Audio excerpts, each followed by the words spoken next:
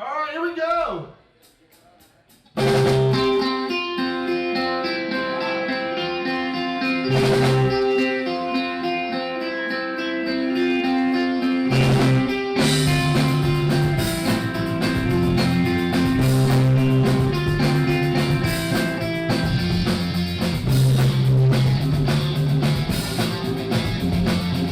Being in a Blink-182 tribute band is a lot of fun. It is a lot of work sometimes, but it's a lot of fun, especially saying that I get to be with two other guys that love the music I love. They love playing the music I love, or that we all love, and we get to do something that we're all passionate about.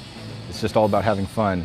You know, it's about not taking things too seriously. So we're trying to capture that feeling of being at a Blink-182 show and the fun that is involved with that, and just relive that every time we're on stage. These are songs that I've loved since I was 15 years old, you know, so it's definitely, in some ways, it's a dream come true. If I go out and see a Led Zeppelin tribute band, I don't want to just go and hear something that I can just throw on my radio. I want to go and experience what it would have been like to see Led Zeppelin play.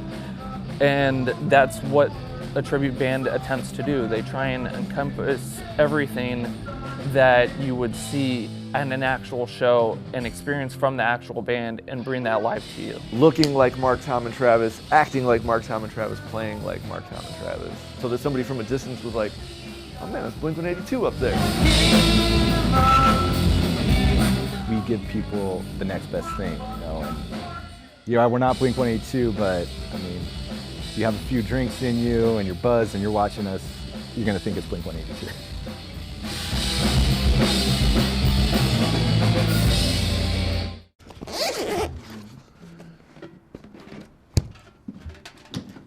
Being in a tribute band is a little bit more difficult than a lot of people think, a lot of non-musicians think, because a lot of non-musicians will be out there and be like, oh, well, they're just taking someone's music, they're just playing it, they don't have any talent because they didn't write any of the stuff, and there's a lot more involved with that.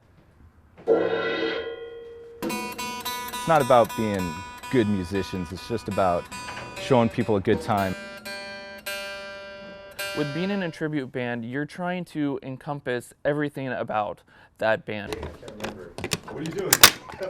This was Mark's. He toured with it. It went all over the world. You're trying to be the person that you're representing on stage. Off stage, I'm a quiet guy. I just kind of like being to myself. There's really not much other than that. Yeah.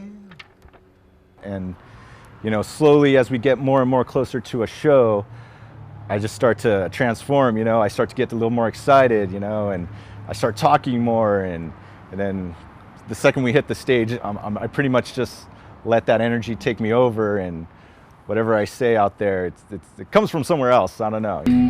Fuck you, Mom and Dad!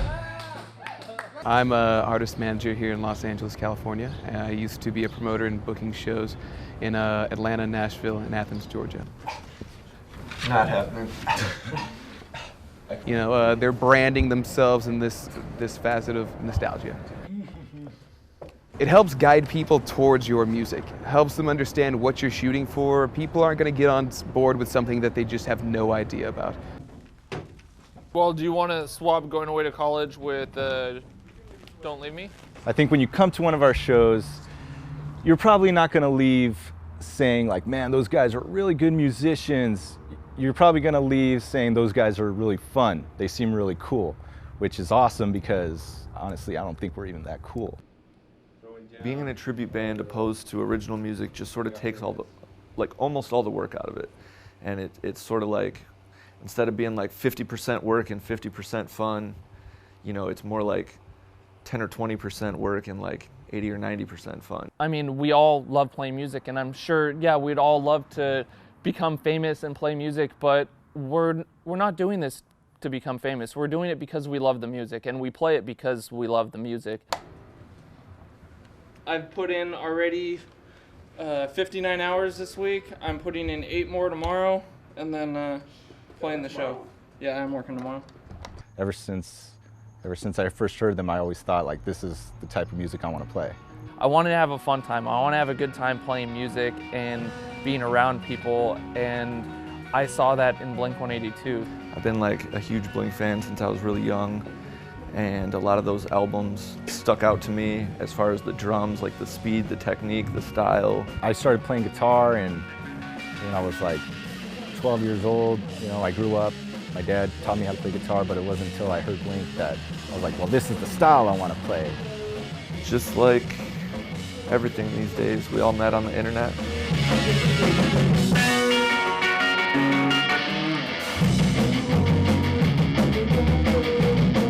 I put out a Craigslist ad saying, anybody out there want to play Blink-182 music? I play bass.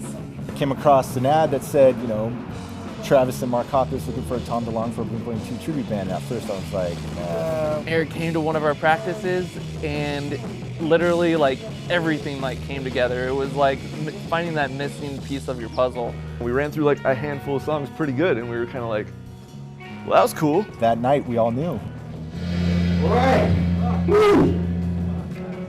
I asked them right when we were done jamming, I was like, so we gonna continue this? And they're like, yeah. And at the end of practice, we were like, hey man, there's no question about it. We don't need to practice with you again. We know that we want you to be our Tom.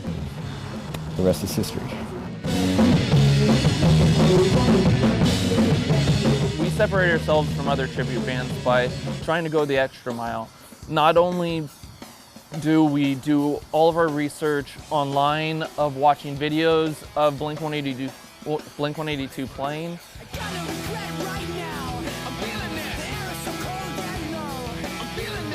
we dress the same way they dress. We wear the same clothes that they wear. We do our haircuts the same way. We do our hair the same way. We try and do the same jokes, if not similar jokes to what they're doing. We try and be as close to them as possible on stage. When I step on stage, all I could think is, don't fuck up. And if I do, just kind of pretend it's part of the show. And really, I don't know what's going through my mind. It's mostly just have fun.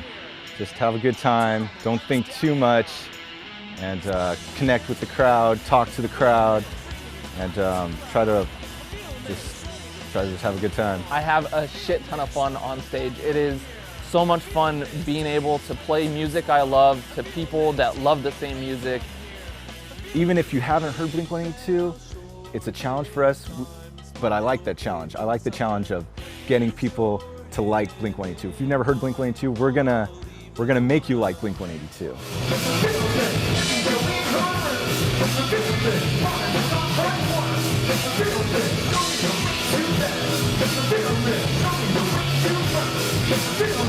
I always try and set new goals. I try and always keep moving forward and growing bigger and bigger. So there is no ultimate goal. There's always small goals that we're moving forward to. It's a chicken before the egg kind of comment. You have to be able to prove yourself to get a show, but you can't get a show to prove yourself unless you've been proven. When we first started playing, it's like, all right, we got to play a show. So we play a show. The next show, it's like, all right, we got to learn new music and we got to play new songs for these new shows. And then, all right, now we got to play a bigger show, and we play a bigger show. And then it's like, all right, we got to get paid for a show. And now we're getting paid for our shows. And now it's, all right, well, let's play a bigger show. Let's travel for a show. Let's do something else. It's always to keep growing. And of course, always keep having fun with it. Blink-182 is a band that a lot of people have tried to pay tribute to, but it's a lot harder than it sounds, you know? It's a lot harder to find those musicians and make the time for that, but we've been lucky enough to find each other, and I've had way more fun with this band than I've had with my past bands where we try to write songs. I don't really see any point in time that I'd want to stop playing music with these guys and playing this music. I love the music, I love the guys, and I get on stage with these guys and it feels like I'm home.